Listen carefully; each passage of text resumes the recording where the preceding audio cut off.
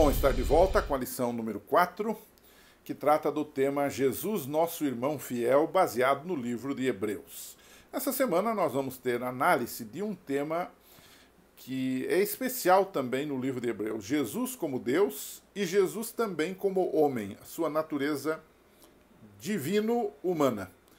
E nesse caso, ele é nosso irmão fiel, porque ele encarnou-se, tornou-se nosso irmão. Só que sem pecado, é claro. Vamos conhecer um pouquinho desses pontos da natureza e da vida do nosso querido Jesus.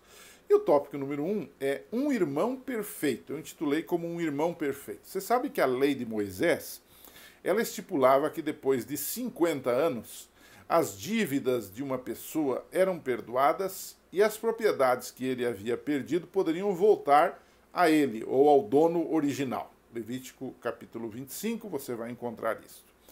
Além disso, havia também uma figura, porque 50 anos era muito tempo, né?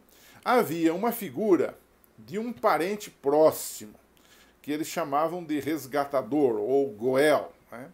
Esse parente próximo poderia, em qualquer momento, pagar um resgate.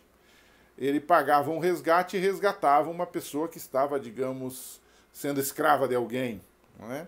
Enfim, era um personagem fantástico dentro desse processo. Uma prova do amor de Deus e do cuidado de Deus com as pessoas. A Bíblia diz que Jesus é nosso irmão, né? Esse é o parente, o Goel, o resgatador, o redentor, que pagou a nossa liberdade que o diabo havia tomado. E esse é um tema recorrente em Hebreus. O texto bíblico diz assim: portanto, visto que os filhos de Deus são pessoas de carne e sangue, ele, Jesus, também participou dessa condição humana, para que por sua morte derrotasse aquele que tem o poder da morte, isto é, o diabo, e libertasse aqueles que durante toda a vida estiveram escravizados pelo medo da morte. Hebreus 2, 14 e 15. Olha que texto fantástico que explica em poucas palavras toda a obra redentora, salvadora de Jesus Cristo como o nosso irmão mais velho, nosso resgatador da escravidão do pecado.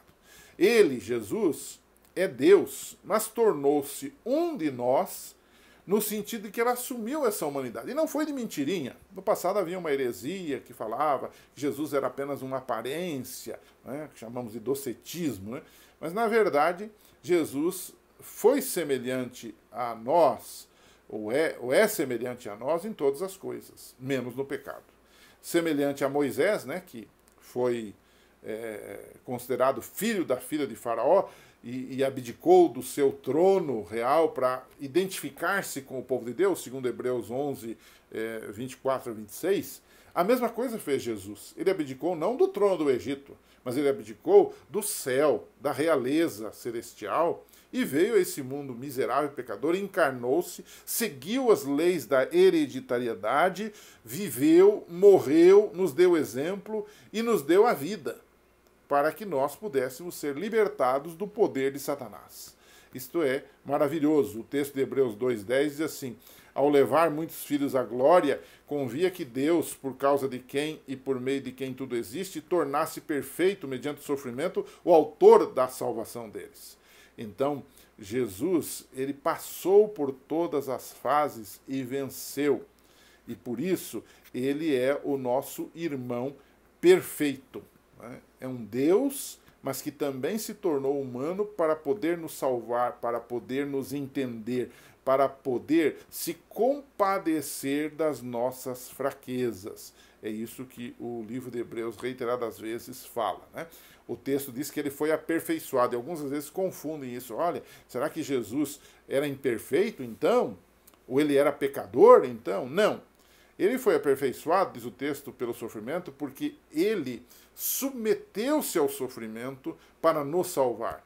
Ele mostrou obediência naquilo que o ser humano havia falhado, que foi desobedecer a Deus. Jesus obedeceu. E com isto, ele foi aperfeiçoado. Não que ele não fosse perfeito, mas ele provou, em outras palavras, fez a prova dos 9, tornando-se perfeito, porque obedeceu a Deus até a morte e, inclusive, uma morte de cruz. O texto de Hebreus 5,8 também diz que ele foi aperfeiçoado pela obediência, porque como Deus não precisava obedecer, como Deus não precisava obedecer, mas então ele veio a esse mundo e provou que se podia obedecer. E nesse sentido ele foi também aperfeiçoado, ou confirmou a sua própria perfeição. Foi obediente até a morte e morte de cruz.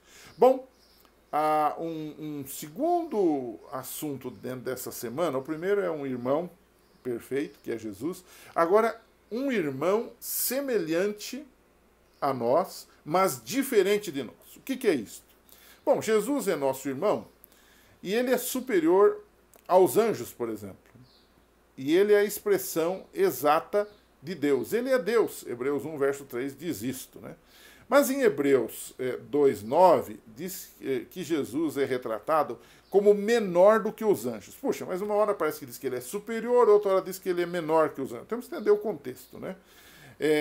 O texto diz assim: vemos, todavia, aquele que por um pouco, note bem a expressão, foi feito menor do que os anjos. Jesus coroado de honra e glória por ter sofrido a morte, para que pela graça de Deus em favor de todos experimentasse a morte. Ou seja, o que ele está dizendo aqui é que por sua encarnação, por tornar-se homem, seu sofrimento e sua morte, Jesus foi considerado ou foi feito menor do que os anjos por um espaço de tempo. Ou seja, a encarnação de Cristo fez com que ele se tornasse subordinado, ou menor nesse caso, se você quer usar essa expressão, com muito cuidado, é claro, do que os anjos, porque ele veio aqui e viveu como ser humano. Não é?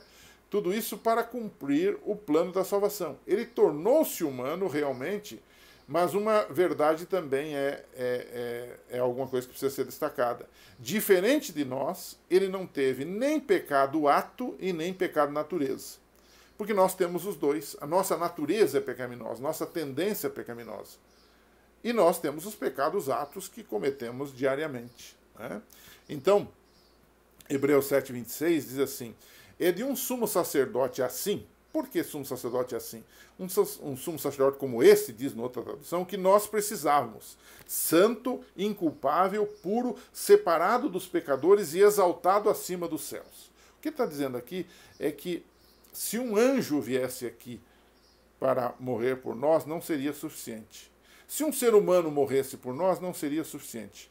Jesus é completo, porque ele é Deus e ele é homem. Então, o seu sofrimento tem uma característica divino-humana e a sua vida é uma vida perfeita. Ele não tem pecado, ele é santo, é inculpável, como diz o autor de Hebreus, puro, separado dos pecadores e exaltado acima dos céus. Ele é Deus e ele é homem.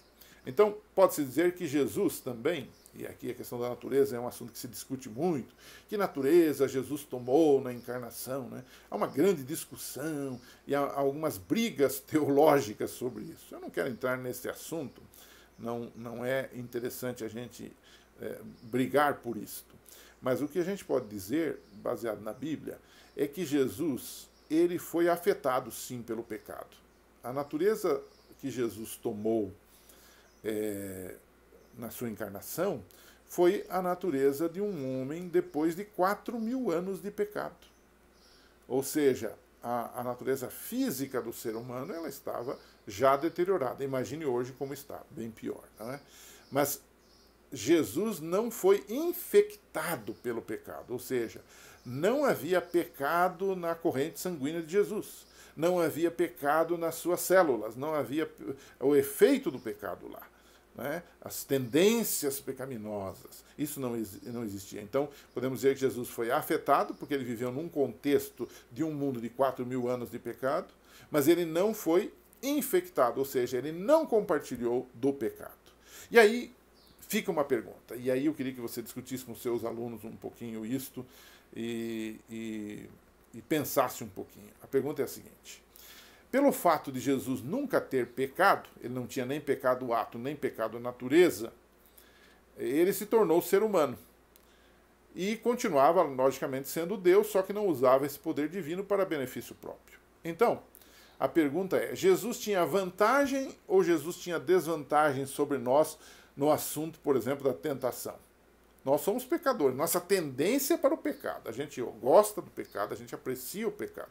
Agora, Jesus, ele tinha vantagem ou desvantagem sobre nós, já que ele não havia experimentado o pecado, ele nunca experimentou o pecado, e intrinsecamente nele não havia pecado? Essa é uma discussão longa que alguns têm. Mas eu queria deixar um texto que, para mim, esclarece esse ponto, tá? Para você não se perder. Os alunos vão conversar, vão discutir, isso é normal numa classe de escola sabatina. Eles vão discutir, vão ideias diferentes, algumas até conflitantes, mas no final você poderia arrematar com esse texto aqui.